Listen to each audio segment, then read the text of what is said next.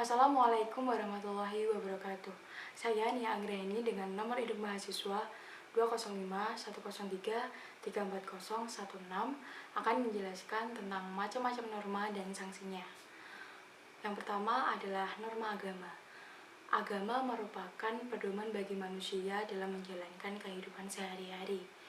Agama juga memiliki ketentuan hukum yang berlaku sesuai dengan agama masing-masing. Apabila manusia melanggar norma agama, maka sanksinya adalah saat nanti di akhirat, yaitu berupa dosa atau ketentuan hukum yang ada di agamanya masing-masing. Yang kedua adalah norma kesopanan. Norma kesopanan menjadi aturan yang berkaitan dengan sopan santun, tata krama, atau adat istiadat. Norma kesopanan yang berlaku di Indonesia bisa berbeda pada satu daerah dengan daerah lainnya. Sebab Indonesia terdiri dari bahasa, suku, bangsa, dan adat istiadat yang berbeda. Kemudian norma hukum. Norma hukum bertujuan untuk menciptakan tatanan kehidupan berbagai masyarakat, berbangsa, dan bernegara yang tertib, aman, rukun, dan damai. Sesuai dengan namanya, orang yang melanggar akan mendapatkan hukuman yang berupa denda atau bahkan kurungan penjara.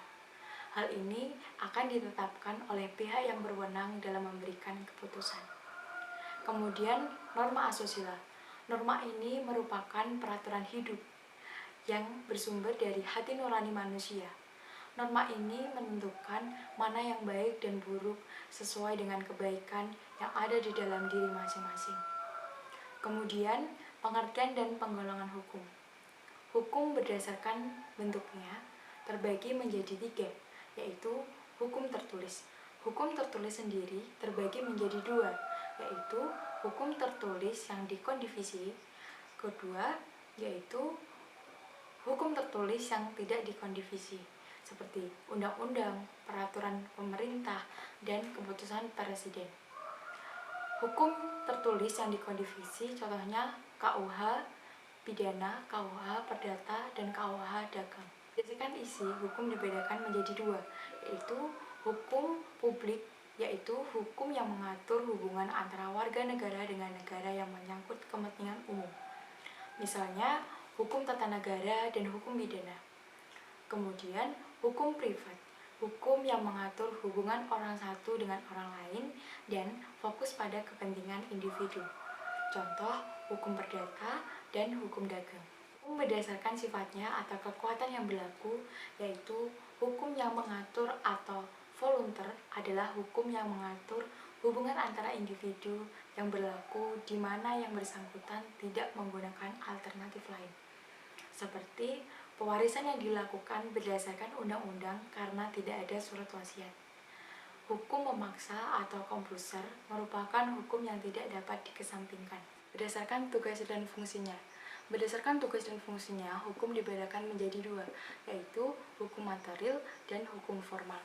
Kemudian berdasarkan ruang lingkup hukum. Berdasarkan ruang lingkup hukum atau tempat terbagi menjadi 3, diantaranya hukum lokal, hukum nasional, dan hukum internasional. Lembaga peradilan dan perannya. Yang pertama, peradilan agama. Kekuasaan kehakiman di lingkungan peradilan agama dilakukan oleh pengadilan agama.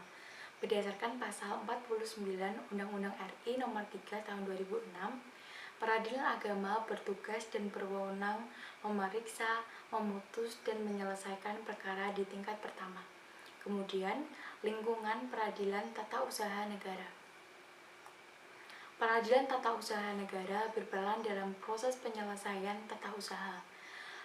Sengketa tata usaha negara adalah sengketa yang timbul dalam bidang tata usaha, baik di pusat maupun di daerah, sebagai akibat dari dikeluarkannya keputusan tata usaha negara, termasuk sengketa kepegawaian berdasarkan peraturan perundang-undangan yang berlaku. Kemudian, lingkungan peradilan militer. Peradilan militer berperan dalam menyelenggarakan proses peradilan di lapangan hukum pidana, khususnya bagi pihak-pihak berikut, yaitu anggota TNI.